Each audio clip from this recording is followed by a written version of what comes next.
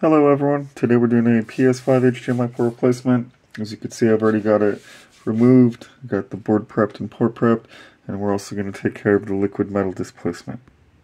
Seen here.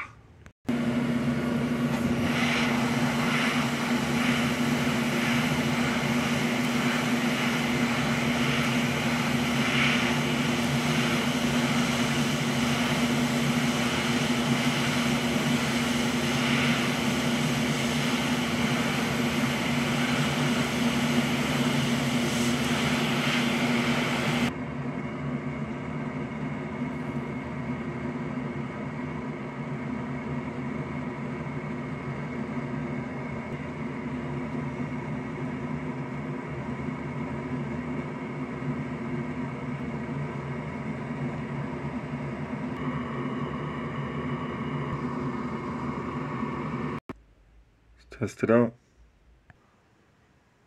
Alright, we're back in action. Be sure to like, subscribe, and comment. Every little thing helps. We appreciate all the support. Memberships available. Store open. Refurb units on the way. New videos dropped every Sunday.